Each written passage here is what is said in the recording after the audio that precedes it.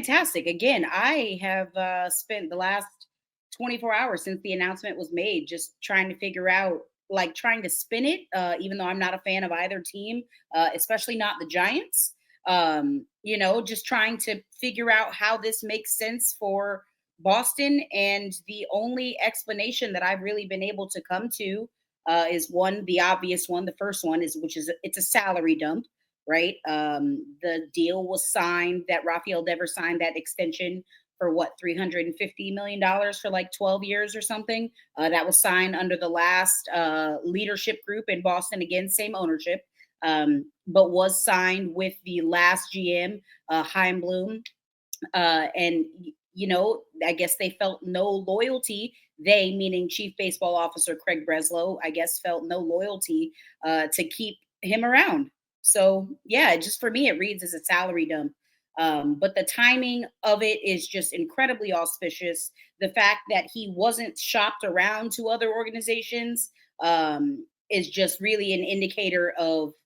I heard someone say it. I can't remember. I think it might actually have been. I think it might have been Ken Rosenthal. I really just think it's ego that made this, that allowed for this trade to happen. Because again, the timing makes no sense. The Boston Red Sox are currently half a game back in the AL wild card situation. They just swept the New York Yankees in Fenway. So at a time where we should be focusing on the Red Sox making up some ground in that American League East race against the Yankees, catching up on the Blue Jays. Now we're obviously talking about the Red Sox quite literally losing their best player, their franchise, their face of their franchise. They just shipped him off to an NL West contender. Yeah, that was a couple things. One, I saw one Red Sox fan said, "No team lets you down more than the Boston Red Sox," and that's a very privileged tweet. I mean, for sure. Yeah, like I mean, but in their defense, they're not wrong. Since the no, they're wrong. There's another Sox. No, got that wears black and white. Like, nothing about what the White Sox have done in their history, right? With very few exceptions, have proven that they have any desire to field a legitimately competitive winning team. The Red Sox, on the other hand, have done that. But it's it's disappointing to see. And it's a lot of teams are doing this, and they're not the only ones, that you win and then you dismantle the team for parts. Mookie Betts and the Red Sox weren't exactly eye to eye. Xander Bogaerts not necessarily the same, just because that is kind of looking like a good deal for the Red Sox that they didn't make, and that they did let him go to San Diego. But letting Rafael Devers go is just, in my opinion, inexcusable. They have no one to blame but themselves. This all started, mind you, before spring training even happened, when the Red Sox essentially told Rafi's camp, "Yo, we're not looking at him for a new third baseman." And again, Rafael Devers is not a defensive third baseman to ride home about. Okay, he's not very good defensively. That is, fantastic hitter. So I understand why the Red Sox would want to choose to convert him to a full-time DH. But this started before spring training. They never told him anything about his position change. He's going into spring training thinking he's about to be there starting everyday third baseman like he has been the past few seasons.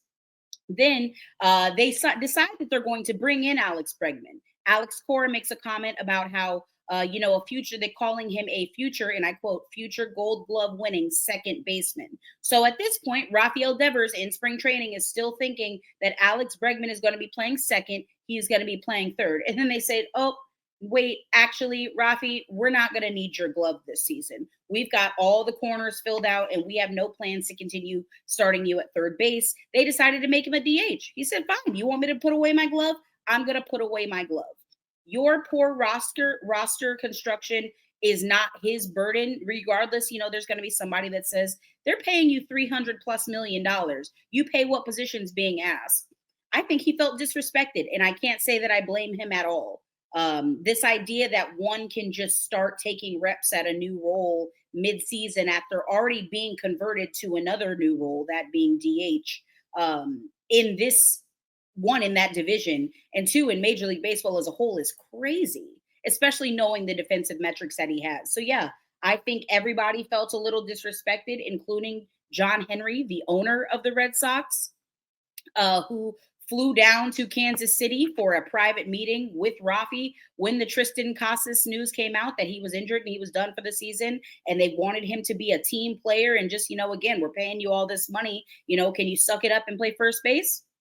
Again, we don't really have any reports on what exactly came out of that meeting, but we know the result. The result was that he said no, he wasn't playing first base, and I guess they decided, yeah, we're done with you, and this is a good way to dump that money that they probably didn't want to spend anyway. If I'm keeping it a buck, because the Red Sox really haven't proven themselves worthy of wanting to pay anybody. That's a perfect segue to what I was going to say. Before we get to what I want to pull up, let me just say the details of this trade. So Boston sent Rafael Devers to the San Francisco Giants for left-handed starter Kyle Harrison, right-hander Jordan Hicks, outfit prospect James Tibbs, and another prospect. The Red Sox will not send any money over to cover the remaining of the $250 million plus on Devers' contract. The Giants will play a lot of that, play the rest of that. Now, according to you saying, like, the Giants haven't shown, not the Giants, but Red Sox haven't shown something that they're going to spend money at. It's conspiracy time. Nikhil, throw that up on me for me. I'm going to give you a footy comparison. So, those of you, something that's being discussed right now. Yeah, shout out to Bill Simmons. For a lot of people who don't know, the Boston Red Sox are owned by John Henry and the Fenway Group, who also own the current Premier League champions, Liverpool Football Club. Now, Liverpool just won a championship, and they are spending $150 million on Florian Wirtz, who is a young midfielder who has potential to be a dangerous midfielder, one of the best players in the Premier League. And this is a record for Liverpool spending. And Liverpool really don't spend a lot of money. They're really homegrown and things like that. Didn't even do nothing last summer. And so this is something that Bill Simmons, who is a Boston fan, has been talking about for a minute. And maybe because one thing people don't know, in soccer, there's no salary cap. So the money they're spending on players is their actual liquid cash. Did they get rid of Rafael Devers to pay to get this kid and build on the already championship team they've got in Liverpool? This is something that I don't think is just conspiracy. I think there's some actual facts to this. There is fire. Right, exactly. And if you look at a lot of these owners, American owners who also run soccer teams, it's really on how they depend. Like, even I root for Arsenal. They're owned by Stan Kroenke, who owns the Los Angeles Rams. The Rams are money laundering front. And I feel like Arsenal, these niggas have meetings about how much they're going to spend. They don't do that in LA. So it's kind of the same thing here with this team, which is it's got the computers puking here. But I'll say this about the actual trade. Yeah. This is something I'll say about the actual trade here, though. He said, this Bill Simmons said, can't wait for the Rafael Devers for 5 prospects trade. That's next. Let's keep cutting those rosters so you can sell the Red Sox and redirect the money to Vegas NBA team with LeBron. This is in December 8, 2022. And by the way, LeBron James is part of the Fenway Group also, for those of you who do not know. I do know that. When Liverpool won a championship, LeBron and Maverick were the first ones to tweet the thing out. Congratulations. And I do know that the uninterrupted cameras was at the Liverpool parade. So all this stuff is connected. Everything's connected here. So I think for the Red Sox, I understand Red Sox fans have every reason to be pissed off. You just saw this 5 years ago with Mookie Betts. We've seen how it's gone. Mookie Betts has become an even bigger star in Los Angeles. He's won 2 more World Series, and he's one of the few players in Major League Baseball who has 3 rings. And it really felt like the Red Sox were finally going in the right direction post Mookie trade. I don't know if Courtney, I don't know if you watched the Clubhouse on Netflix. I mean, yeah. But again, the Red Sox, though, Scott, have really only had, I think, 2 or 3 winning seasons since that 2018 World Series. It's been spooky hours. And like you said, you kind of looked like they were trending in the right direction with the acquisitions of Garrett Crochet. And now you have Jarren Duran. And now you're starting to call up all the prospects. And now it almost kind of seems like they're back at square one. You're essentially relying on these prospects. And by prospects, I'm referring to the big 3, Christian Campbell, Roman Anthony, and Marcelo Meyer. You're essentially relying on these 3 guys to put the team on their back, which is incredibly unfair. right? Like, yes, I know Christian just got that extension, you know, paying players early, which is another topic for another day, but you're literally putting the team on the backs of these kids, which is so unfair. It's so unfair. And I know, Yeah. you know, you work hard to get to that position, but it's inexcusable. And again, something I want to make note of because it's important. Alex Bregman has an opt out at the end of this season. He can very, very, very key point right there. Correct. Very key point. And he's currently Scott hurt. Boras, like once he saw that, like I know I got fucking goosebumps just thinking about it as a baseball fan. I know Scott Boras had to have been rubbing his fucking hands together and rubbing his feet together. Like Birdman. Yeah. Correct. Because it doesn't make the timing is just nonsensical to me. You didn't shop Devers around. You found someone that you thought was complimentary. This is apparently has been in the works, according to what Giants manager Bob Melvin said, that this is something that, they've been working on. Glad the front office was able to get it done. The timing doesn't make sense. Again, they're very much in the American League wildcard race. Arguably, one could argue that they might have still been in the AL East race. But they were definitely still in the AL wildcard race. So that just timing doesn't make sense. So wait a minute. Bang got questions. Bang got questions. What's up, Bang? Bang, Courtney's got answers. What's up? So if I heard y'all correctly, they did not shop Devers around. Yes, correct. There were rumors that they might have talked and had discussions with Atlanta. But Jeff Passan, Major League Baseball's lead authority, essentially, shut that down and dismissed it, as did Ken Rosenthal. He basically dismissed all of those reports, saying that this was basically a solely Giants and Sox-led deal. So when you look at the prospects and the players that comes back in this deal, it's not even. I'll tell you that, Bang. It's not even. It's not even. Yeah, these ain't no top flight prospects. Right, that's what I'm saying. Like you Jordan Hicks is the closer that came back in the deal. Absolute flamethrower, but has struggled, has had issues with his control. They brought him into San Francisco to be a starter. He has ended up being a closer just because, and he said it himself, he hasn't done his job. They demoted him to the bullpen. He hasn't been great. He is currently injured right now. He is on the injured list, but he'll rejoin the Red Sox shortly. Kyle Harrison, young starter that they brought over. He was actually supposed to start against the Dodgers on Sunday, but now he's in the Red Sox organization, but did get optioned to AAA. So won't even actually start with the Red Sox on their big league team, Bang. And then the two prospects that they got, one's a pitcher, and then the other is their top prospect, Kyle Harrison, the one who was supposed to start, their top pitching prospect. But again, it's just, and James Tibbs. I mean, dude hit like 55 home runs in 3 seasons at Florida State. Quality bat. And one of those pitchers is not fucking Rafael Devers. It's not Rafael Devers. And that's what to me the comparison to the Red Luka Sox trade. got worse. That's really what it comes down to. Right. Who got better? Who got worse? Giants got way better. But that's why the comparison to the Luka trade to me is the same. Not because of the caliber of the player, because Luka's a better player, a bigger player.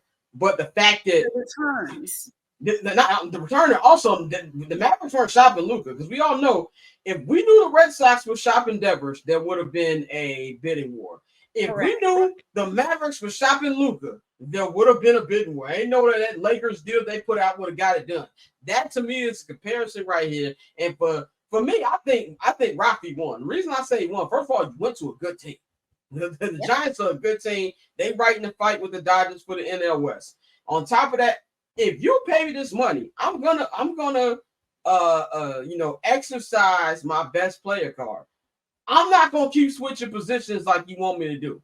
So I understand it from that perspective. Ben, did you want to comment on the link between the ownership? I know you was thinking about that. Yeah, because that leads me to the other question that I have is, what is the connection between Boston and the Giants? I know now I do know a little bit, Courtney. I know Buster Posey is over there in the front office, former catcher. I know who that is. Let's go, you know what I'm saying? I know. Hey, I might not been in the game as much as I used to, but I know some of the people. About it is that there's always opportunities to learn and find out. But I'm sitting there, but Posey ain't. Posey wasn't no. I don't know if there was. Yeah, so I don't know if there was necessarily a connection as much as the Giants have missed out on a lot of players like of Rafael Devers' caliber. Yeah. Giancarlo Stanton is the biggest probably example of this, where he was supposed to be traded to the Giants, and that trade would have gone through, but he rejected it. He did not agree to that trade, so he didn't end up going to San Francisco. So the Giants have been looking to fill a hole, with a bat of that caliber. The thing about the Giants is, and the Giants have the money to spend, right? The Giants, could have thrown freaking $800 million at Shohei Ohtani, just like the Dodgers did, but they didn't. The thing is, a bat of Rafael Devers' caliber would cost you Juan Soto money. To get someone like Rafael Devers would cost you $500-600 million. So if anything for them, this is a cost-saving measure for them. Yeah, they're giving up a couple of prospects. Kyle Harrison is nothing to scoff at. Jordan Hicks, I'll even respect him when he's on, right? But you're essentially getting a borderline future Hall of Famer. Honestly, if he stayed with the Red Sox, Rafael Devers would have had a statue outside Fenway when it was all said and done. I believe that in my heart of hearts. He would have had a statue outside of Fenway. So you're getting a player of that caliber for, 65% off of, what the standard market rates are dictating for a bat of that caliber, somebody who's averaging 25 to 30 home runs a season, who can absolutely get you extra bases. So that's from the Giants' perspective. They had the money to spend. They spent it. They gave up a couple prospects. And then obviously the Red Sox got to do just a total salary dump. Not every team would likely have been willing to take on all that money without having the Red Sox take any of it. Yeah, that's really man. That's in my opinion why that was the best fit, and why they didn't talk to anybody. Catch I'm Not Gonna Hold You, hosted by Scott Lewis, every Monday and Friday at 5 p.m. Eastern, 2 p.m. Pacific, only on HNB Media and the Barbershop Network.